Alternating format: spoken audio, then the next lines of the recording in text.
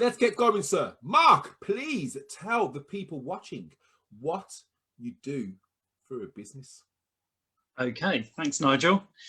So yeah, I'm a specialist in business automation and business process engineering, which sounds really, really boring, right? But if you went into business and then you got there and you discovered that there was a whole load of stuff you had to do that you didn't even realize was a thing, and you just want it gone because you want to spend your time doing the thing you got into business to do, that's what I'm here to help with. That's what I do, is I help people spend more time doing the things that they love. And I do that by helping them to automate what they hate. Give us a few examples, because there's certain people, when you say automate, their eyes roll into the back of their head. Yeah, sure. They're like, oh, what are they on about? Automate? You know what I mean? Give us a few examples of what people can actually automate within their business. And right at the very, I suppose, start with, say, a small business owner who probably hasn't got masses of staff and payroll and all that. What kind of things could they actually automate? Yeah, so I mean, the really obvious one, and lots of people will have already done something with this, but if you haven't already got an online diary system, just get one, right? We're in 2021, just get one. What I mean by that is a tool like Calendly or Acuity or Setmore or You Can Book Me or etc. etc. The list goes on. And if you haven't got one, actually, I did do a blog on this about 2 months ago, comparing all the different options, because there are lots. What that is a tool. It will sit on your website. You can send a link to it in your email, and you just send people a link and go, hey, just book in a time with me, and away you go, right? On average, it takes 8.02 emails going backwards and forwards to arrange a meeting if you just email backwards and forwards. And I didn't just make that crazy number up. It came from something that was done in 2017 by one of the diary automation companies, funnily enough, called X.AI. And they actually studied 25,600 meetings and looked at how much traffic it took just to book them, right? And that was the number they came to. Mark, it takes maybe 1 minute. Yeah, that's 8 minutes you've spent for a 30-minute meeting. That is a quarter of your day. Exactly. And you've hit the nail on the head. I mean, my background is sales, field sales, presentations, appointments, going to see people, and the nightmare that is. When are you free? Well, I'm free on Thursday at 1:30, but only till 2. And then I'm free on Friday from 2:30, but only till 3. And you think, and you're trying to look at your diary. Honestly, people, if you're listening, if there's one thing you take away from Mark today, that is it. Online diary. Honestly, it will say, as soon as I put mine in place, my appointments went up, my revenue went up, and my activity went up. I got more done because I wasn't faffing around with appointments. Fantastic. Are there any other kind of ones which you'd recommend for any small business owners listening right now? Yeah, I mean, there's lots of things that you can do where you might got information going between different systems, right? So if you've got a CRM system, and everyone should have a CRM system, right? So if you've got a CRM system, maybe you're typing information into that, or you're taking information from something else. Perhaps you run webinars on Eventbrite, and every time someone books on there, you're like getting their details from Eventbrite and typing into your CRM, and just that sort of stuff you just don't need to do. If you're putting information into one system in one place, you can use automation tools like Zapier is the best known, but there are others available. And yeah, it's just going to run in the background, and it's just going to do stuff for you literally all of the time. You can be asleep and it can be doing things. And in fact, so I have one set up. If someone leaves me a review, I automatically plant a tree. Wow! So yeah, and so I do quite a lot of tree planting as part of my business, anyways, charitable activity that I fund. But whenever someone leaves me a review, I plant them a tree in their name and send them the planting certificate, so they can see what tree was planted where in the world. That's fantastic. And it's brilliant, but the lovely thing is it's also completely automated now. So again, I use Zapier. Someone left me a review this morning. I actually woke up this morning, 7:10, to see that actually someone had left me a review and they'd been sent their tree certificate and had received it to plant. And all of that happened before my alarm even went off this morning. That's absolutely fantastic. People watching, listen. Wow, that's amazing. And I mean, something like that you could set up for anybody who has a charitable Absolutely. concern, if they wanted to make a contribution every time a customer supported them. That's fantastic. And I mean, mate, that's a business in its own. Anyway. Yeah, and we'll talk about that later. Watch this space. That's all I'm going to say. Oh my giddy up. Right, who's watching? So we have the wonderful Simone, Christina Summers, and Julie Allen. Hey, Julie. Hey, Simone. Simone says, hey, hello, friends. Always just do whatever Mark tells you to do. Oh. Yeah, I agree with that. Oh, that makes you sound quite dictatorial. So you're not dictatorial, you're nice. And did you know that Mark has the greatest online course on how to set up your Calendly? Oh. So, I do. Yeah, so yes, yeah, anyone needs help with their Calendly, I do have on Udemy. I'll put a link when yeah, drop it all in, mate. Drop it all in. Pick it up. It's Calendly. Udemy usually does it at like $9.99, or I think it's $19.99 normally, but they do promotions all the time. So you can just pick that up. It's 30 minutes. It will literally take you through setting up an account right through to it's up and running. So if you're a bit scared of doing it, then that is sure absolutely available. Internet or your internet? Is that I'm still here, so it's your internet, Nigel. Virgin, don't do this to me today. You put your prices up and your service has gone down. Don't do this to me today, Virgin Media. We will be parting company. Anyway, as we move on. So, what inspired you to start this business? So I'd spent 26 and a half years in important that last half year. The older you get, the more important it is to round down, I feel. 26 and a half years in corporate life, doing all sorts of different things. But my training originally was in software engineering, and actually I originally did a degree in the 90s in artificial intelligence, at the time that no one had heard of artificial intelligence. To the point that someone actually once asked me, "Is that about plants?" Which I was like, maybe. It's actually a drum and bass DJ, artificial intelligence. I'll have you know. So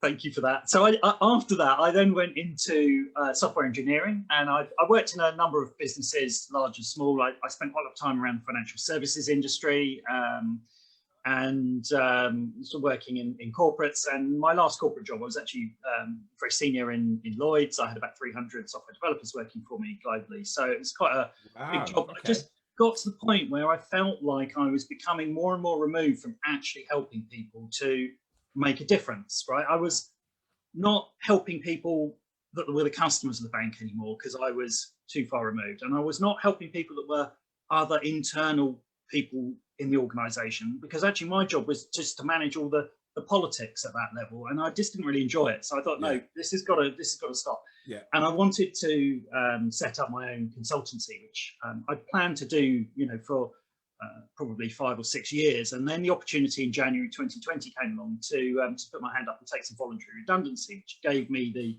financial freedom to set a consultancy up. So I jumped at it, and then of course COVID happened, and I'm actually really glad that I didn't know COVID was coming. I think maybe circumstances might have been different if you wouldn't have. The thing is, you wouldn't have stepped out your comfort zone if you knew that there was something on the horizon. And I may not have had a choice, but equally, it would have been a different way of doing things. And I think I would have certainly looked at another sort of safe corporate job or something. But the reality is actually COVID's been fantastic, because actually what it's done is it's made us all think about how we work. And so for me, actually, it's really accelerated my business's growth. So we're sort of coming up for 18 months into this now, and actually quite a mature business offering, and I've worked across a whole load of different sectors. I'd got some previous experience in the small business sector, running a health food shop and therapy centre, and running the IT side of that in particular. So I had some small business experience before, but over the last 18 months, I've worked with construction companies, I've worked with manufacturing companies, I've worked with therapists, coaches, consultants, tutors, you know, and financial services as well. So a massive range. And what's really interesting is everybody's got the same problems, right? Oh yeah. But what's really interesting is that the small business world now, what you're starting to see is that the software companies are really trying to sort of feed off us as small business owners. They had decades where really the main money that was to be made in software was selling into big blue chips, big and the big blue chips over time built up the capability within them to figure out how you actually assess whether a piece of software is a good fit for your business and turn away the ones that weren't, because they just got sick of spending money on the wrong software, right? So the software companies kind of then got savvy to that and realized this is becoming quite a hard sell. But then with the advent of cloud computing and all these online platforms, suddenly the small business market was kind of right in front of them. And of course, most people in small business just don't have those skills and experience. And that was something that I felt, do you know what, I've got that.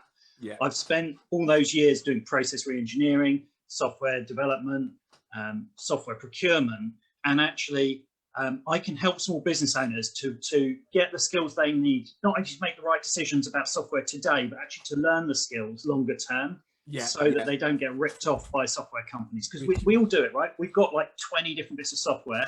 Yeah, absolutely. We've all got 20 different bits of software, and they may be only £10 each, but that's like £200 a month you're spending out, you know, and it's absolutely. Like, you might only need half of them or quarter. So do you like advocate people kind of checking their processes, their software, you know, once a quarter, once every 6 months, monthly? I mean, when should a small business owner be kind of looking at, well, what am I doing now? How, you know, can I save time? You know, is there a better way of doing things? You know? Well, look, right. I mean, the cadence is going to be slightly different in different businesses. So that, you know, some small businesses doing it annually is going to be more than enough, and some small businesses is maybe quarterly. I don't think it's probably not monthly. If you're changing stuff monthly, then you probably just don't really have a clear enough idea where you're going and what you're doing. Giving yourself a headache if you do monthly. Yeah, exactly. But you know, one of the things I always talk about, and it's something I talk about quite a bit in the book, is when people do these sorts of digital transformations to their businesses and they change the software and they change up the processes and everything else, you need to think about it in the right way. And what a lot of people do, and it is kind of human nature, you see a new bit of software and you go, hey, that looks cool, I'm going to go use that. And actually that's completely arse about face, right? It's people first, process second, technology third, right? So if you're a small business, the people side is quite straightforward, right? Because a lot of the time you are the small business. Maybe you've got 2 or 3 other people that work for you, but unless you've got someone in your business that you know is going to be actively technophobic and maybe a bit of a well poisoner, in which case you've maybe got different issues anyway you need to deal with. But generally in a small business, that's not a massive problem, right? It becomes more of a problem as companies grow. So, you know, I do a lot of work with 1 to 5 million turnover businesses, and that's where you start to see that creeping in, where you've got someone that's been doing the same job, you know, Doris in the corner of the office has been I don't like change. Why have you got to change it for? It was all right the old way. Yeah, we've always done it like that. They're after our jobs, these computers. I tell you what, I'm speaking to my union member. That's the one. You've met Doris as well. Oh, I've met them, man. I've met them. I know exactly. And so that's a problem there. But in smaller businesses, generally it's not a problem, right? The business owner's either up for it or not. Right? Yeah. But the next step is think about the process. It's like, what are you trying to achieve? Yeah. Not what do you do at the moment, because that's the wrong way to think about it. What are you trying to achieve?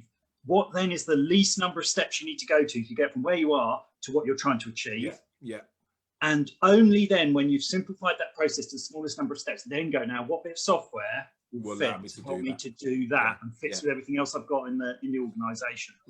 And if you learn the skills to start thinking about the problem in that way, firstly, you'll recognize when it's time. You know, when you're doing something, maybe you're taking on a new member of staff, or you're launching a new product. Those are kind of trigger points that will naturally make you think that stuff through. Periodically, perhaps every 6 to 12 months, you'll do a bit of a drains up anyway and think about that stuff.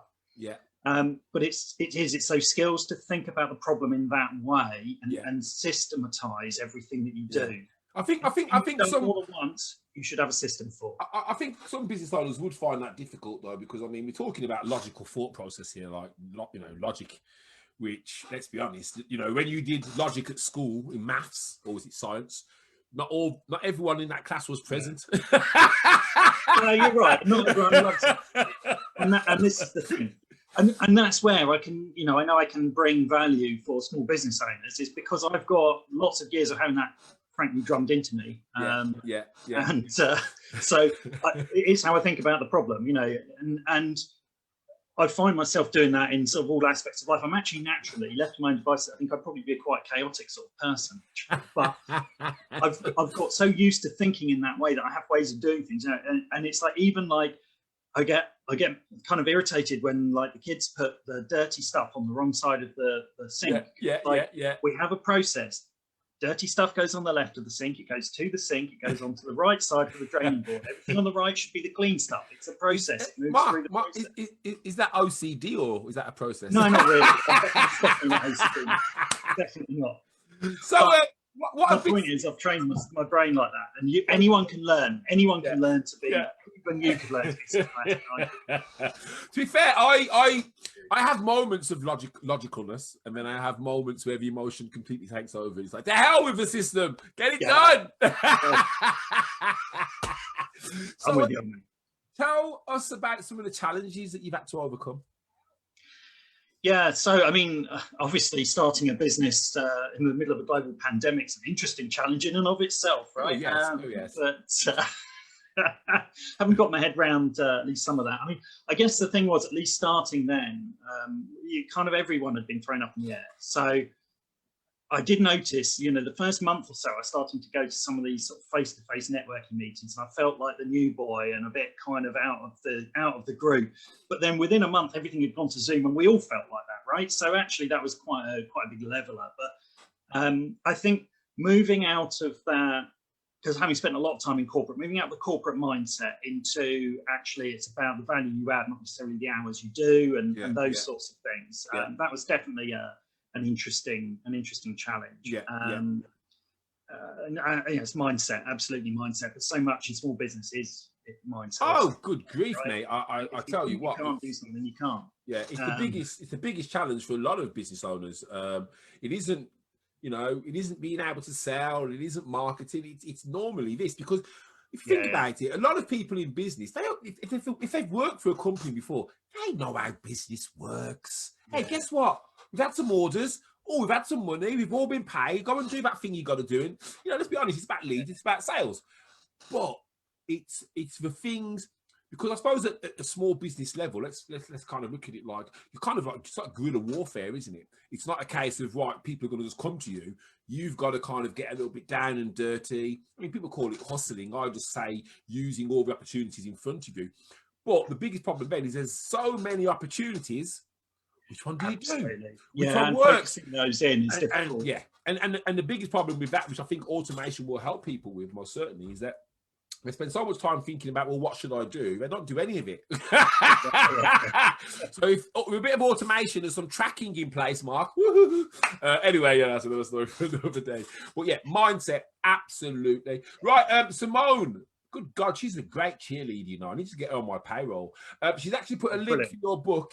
So if you want to get Mark's book, you can get that right now. It's in the comments. Stop wasting your time if you're a therapist, but it's not just for therapists. We're not prejudiced. We're not therapist prejudiced at all. We love all therapists, but we love other business owners as well. And yes, Simone, you're right. It is incredible. Absolutely incredible. Thank you, Simone. Great. I'll tell you what, I'm going to get her in my corner. My favorite question. Tell us one thing about you, sir, that not many people know. No, nothing that's gonna hurt your marriage. Well, where to begin? So I did have a brief foray into the world of commercial art, actually, for a little while. So I do some digital artwork. Not a lot of people know that. I know that because I never sold very many.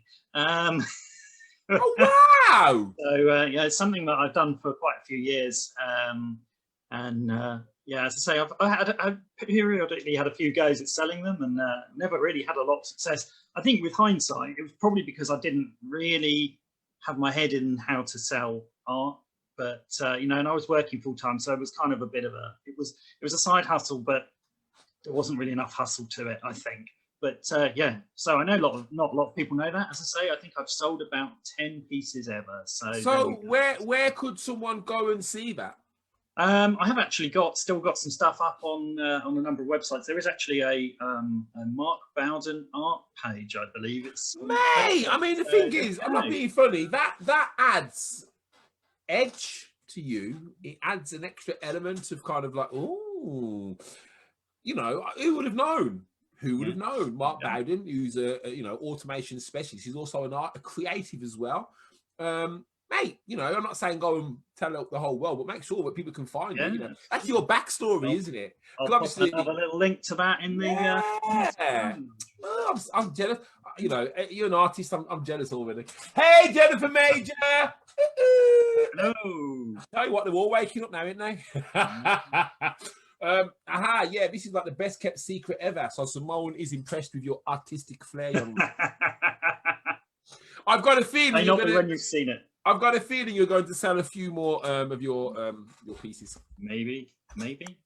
So, sir, what 3 pieces of advice would you give somebody who was crazy enough to start a business right now?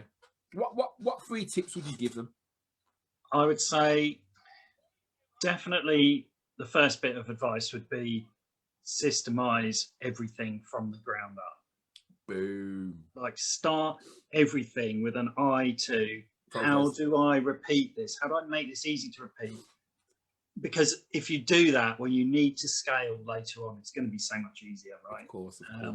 And my second piece of advice would be outsource anything you can as early as you can. In fact, outsource before you feel like you're ready to outsource. So I, for example, way before I was returning enough income to really support it, I just outsourced all my bookkeeping to a professional bookkeeper because I recognized that I was going down a route where I was spending a lot of hours in my week. Yeah. Frankly, tinkering with my accounting, you know, it's Yeah. good to be close to the numbers. Yeah. But equally, you don't need to spend a lot of time fiddling around doing reconciliations and that sort of stuff, you know. Absolutely. And then the next thing I did when I got to my website, I built a website. Obviously, I've got the technical skills to build a website. Again, it got to the point I felt it needed a refresh. And it needed jazzing up. And I could feel myself again starting to spend a lot of time. I could be working with clients, just tinkering with bits, frankly, insignificant bits of my website, right? Mate, you sound like you've been watching me, man. So again, I just outsourced that to a website design, graphic design company, and just said, just rebuild my website, because I figured that the money I spent on them doing it, I could earn that back and more in the time that I wasn't going to waste doing it myself. And that actually proved right. I actually did do the maths on that one. I actually reckon I earned 50% more in the time that I would have been, frankly, dicking about with it than it cost me. And the thing is, you are right. And I mean, I am guilty of that. And the reason is because I like to experiment. When I first started using WordPress, I had one site which I purely used to test out plugins to see what works and what was nice.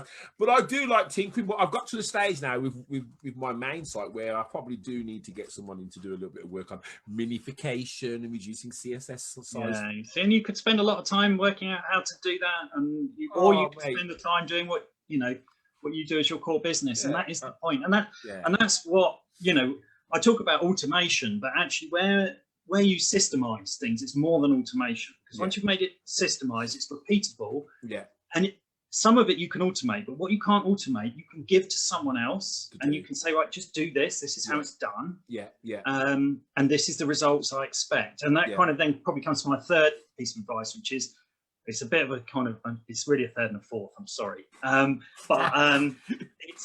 would say definitely kind of keep experimenting and trying stuff, but know the numbers. An experiment is not an experiment unless you do the numbers on it, right? Otherwise, you are just mucking about. You are talking in my language, sir. You are talking in my language. Honestly, numbers, oh man, they tell you history, they tell you present, and they allow you to predict the future. Definitely. So if you don't know your numbers, man, you're like straight away you're in a place. But the amount of business owners I come across who are frustrated, overwhelmed, they're doing all this stuff on the internet, or they can't see any visible results because they're not tracking what the results are, and a lot of them haven't even got a call to action. It's like, hey, what do you want people to do? Once people realize, and it's going to take a bit of time, we all have buy-in processes. We, might see something today, might think, oh, that's fantastic. 3% of people might say, where's my wallet?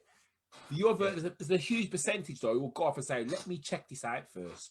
Let me go on a forum. Let me check out a website. Let me see if there's much before they make that decision. So, yeah, absolutely, man. Definitely.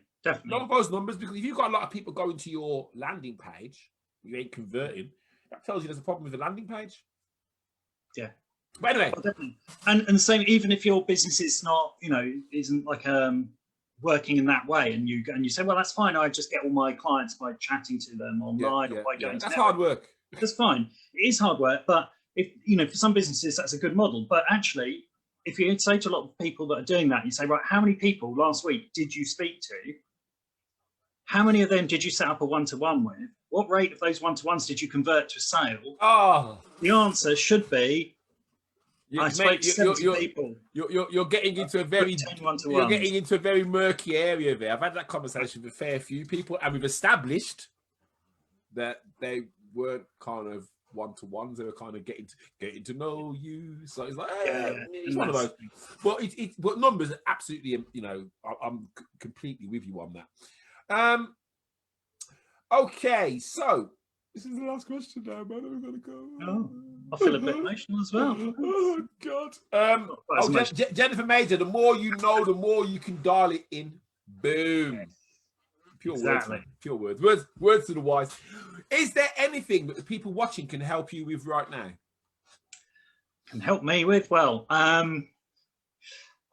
things I can probably help them with. Really what I'm much more interested in. I mean, I guess what I'd say, right, is if you know anyone that is struggling with this sort of stuff, firstly, there is my book. And as you've said, Nigel, it's not just for therapists. I wrote the book the way I did because I've done a lot of work recently with therapists, and there are some very repeatable problems that you see. And there's a lot of new therapy businesses started up off the back of the pandemic. It's a market that's gone up from 750,000 to, 75,000 to 210,000 in the last 18 months. Yeah, exactly. It's wow, more than threefold increase. So that's in the UK, obviously, grown hugely. Consulting similarly has roughly doubled. Lots of small consultancies out there. So those people, absolutely, the book is geared. There's some very direct, practical advice around specific bits of software. But actually, there's also chunks of that book that are applicable if you're in construction or financial services or anything else, right? So definitely, I would say that. But the other thing is, if you know people that are really stuck with this stuff and really want help over an extended period of time, I've just literally had today the first meeting from my Business Automation Academy. So anyone that is interested in that, that's my group program. It's a lifetime membership, so you can spread it over a period of time, or you can pay it all up front. But once you're in, and that's a blended this combination of several modules of teaching the skills I talked about earlier, right? Teaching the skills of how to ask the right questions about what software you need and what processes you should have, and how to think about your business as a system and a set of processes. But it's also really hands-on advice, walkthroughs of popular bits of software, how to set them up and configure them, and group coaching and hands-on technical help. So it's I'm trying to get that sort of blended program. It's not quite like any of the other ones I've been on, because they're all usually one or the other. Yeah. I have no idea if it's going to work, but it feels to me like it's a great idea. The thing is, if anyone's stuck, send them my way. Yeah, if it's the way you've set it up, it will work because it's based on the way you've set it up. Because some people will appreciate that blended learning, because it sounds very comprehensive, very, very comprehensive. So, I'm going to be keeping my eye on you, young man. Right. Jennifer Major, Mark's Academy, such a great space to get your focus and learn more about how you can create those systems in your business. Who is the ideal person for this academy? Thank you, Jennifer. And that is a great question. So the ideal person for the academy is a small business owner who is looking to scale over the next 12 months or so.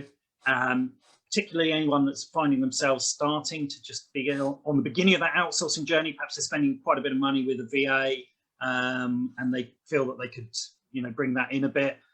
Or perhaps they're just about to go on that step of that journey, and really to help them start to think about their business as a system, start to think about the bits of it that they can hand off and help them to rationalize. If you feel like you've got loads of decisions and loads of bits of software and you spend your whole day busily over here, and it's kind of all these micro decisions, what am I going to do this, what am I going to do this? That's time to slow down, stop, plan it, systemize it, simplify it. And those are the people. Boom. So. Boom. Man, you sounded like a pastor then. Plan it, simplify it, systemize it. And can I get an amen? Fantastic. People, thank you so much for joining us today. Thank you for joining me and Mark. As you heard from the man himself, the automation specialist. Thank like you. I said, it's not just for therapists, man. It's not just for therapists. Just for therapists. It's for all businesses. Read it, implement it. If you can't implement it, you know what to do. You need to get in touch with this guy. He will help you in place. Amazing. I tell you what, Mrs. Major's full of questions today. What if I want my VA to be in it too? Is that 2 memberships? You saleswoman, you. I think we'd have a talk about that. It's a question I'll be completely straightforward. No one's asked me before, but I think we could cut a deal on that, Jennifer. Look, you know, Jennifer's going to ask you questions that no one else will ask. You know, she just digs deep. It's a great question. She puts you on the spot. You're like that. You're like, oh, Mrs. Major, you got the power. And Simone says, hey, man. Amen to you too, Simone. Praise be. Right, people, thank you for joining us. Mark, please go back to the video, drop all of your links in, everything, even to the art, links. Even the art, everything. And if people want to reach out to you, they can. Thank you for joining me today. Jennifer's laughing her socks off right now. Hey, instead of the enter the major, it should be unleash the major. Unleash the major. Remember that song by Cisco? Well, yeah, you probably don't. I know you will, Simone. Unleash the major. Unleash the major. Anyway, right, we better go. I'm going to start turning to the top of the pops. Mark, don't go anywhere. Thank you so much for watching, people. Please reach out to Mark if you need to systemize and automate. Don't think there's going to be a live next week because I'm taking a week off. Yay! I'm going to do that thing with my website that Mark said I shouldn't do. Right, I'm out of here. Guys, see you later. Mark, not go anywhere. I'll stay here.